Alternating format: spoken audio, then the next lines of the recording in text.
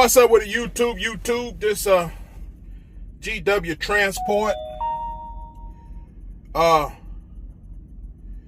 here in Florida. Exactly where I'm sitting. I'm sitting at a TA here in Florida. I'm sitting here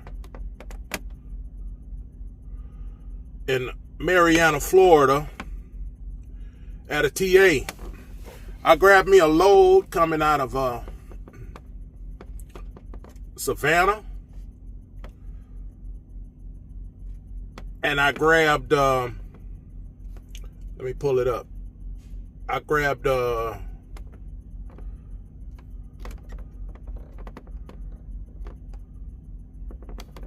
I grabbed 95.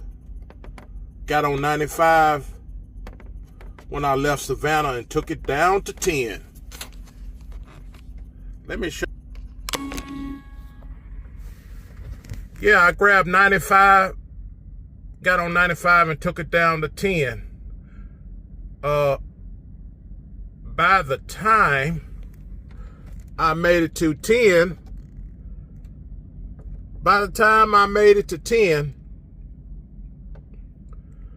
it was 82 degrees. And then when the sun started going down, it went down to about 60-something degrees. So not due till the 28th, so I got plenty of time. And I'm sitting at another TA in Marianna, Florida. Free parking and fried chicken. Good gracious of life. Boy, the Lord be looking out for me.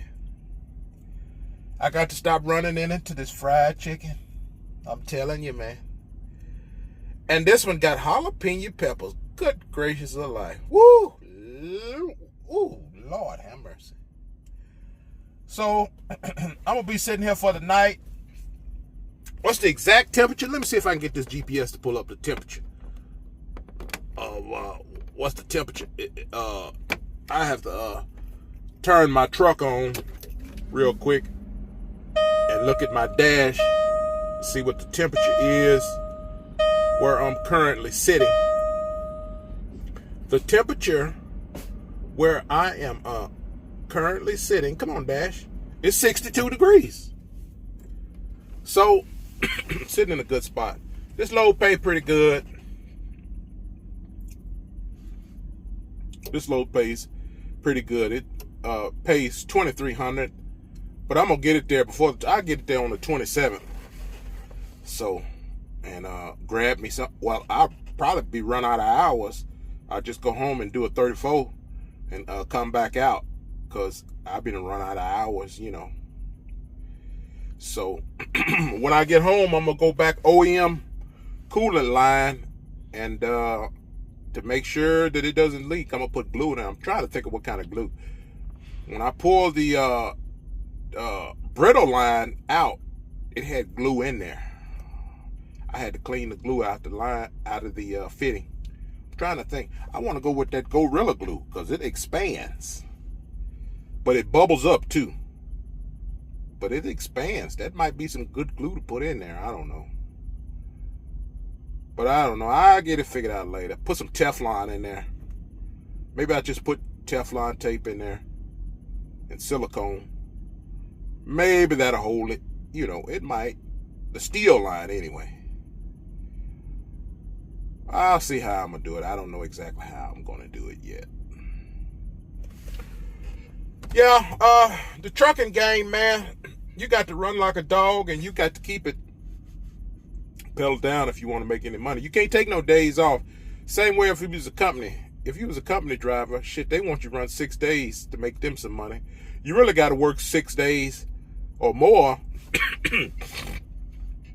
if you want to make a hell of a paycheck. I'm usually sitting up somewhere for 2 days, you know, to do my 34 reset, you know, so, yeah, I bypassed all of that snow. I think I'm doing an extra 150 to 200 miles just to go south to bypass I-20 up there where all that ice and stuff at, which is probably good because there's probably a lot of trucks up there at night. I seen some places it's 15 degrees between Georgia and Texas, 13 degrees. You know, it's probably good for me to bypass all that weather, and that's probably why this run has so much time on it, because you probably run into accidents and ice and everything. Yeah, my uncle sent me a video of 635 in Dallas. That's the 635 in Dallas. That's the bypass route where there was the construction vehicles all the way across the highway blocking all the traffic because either they had a big accident or they was cleaning up a lot of snow, a big mess. I'm gonna put that on this here video too, so you guys can see that.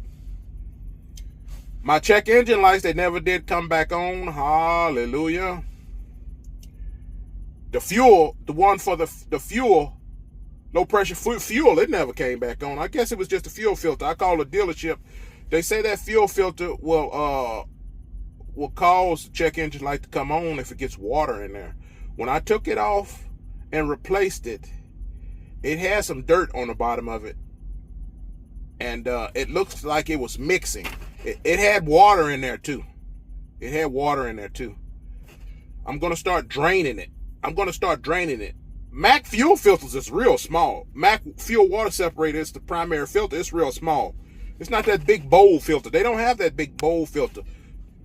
The Mac Anthem is really a local truck. It's not really a highway to be going everywhere. But they got that Pioneer, which I probably never have. I can't afford. They got that Pioneer that's supposed to be a highway truck. Anthem is supposed to be a regional truck.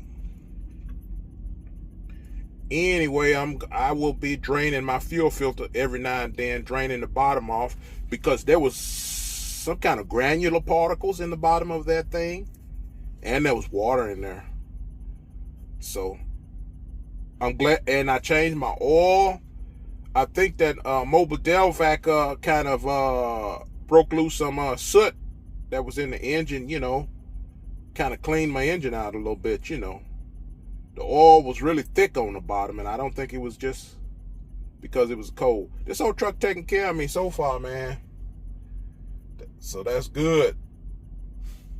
This load I got, it ain't but 30,000 pounds. It ain't too bad. I had started speeding up because I thought this load was due on the 27th, but it's not due on the 28th. I'm kind of low on hours too. I wouldn't be so low if I hadn't did this south bypass to get on 10. But I have just enough to make it to where I'm trying to go. So, well, I'm finna eat this fried chicken and these jalapeno peppers and watch me a movie and drink me some carbonated water. Oh my goodness. And I'm finna lay it down. Anybody seen any accidents out there? I haven't, because I've been where it's warm at the whole time. I hope everybody have a blessed day out there. I'll holler at you later.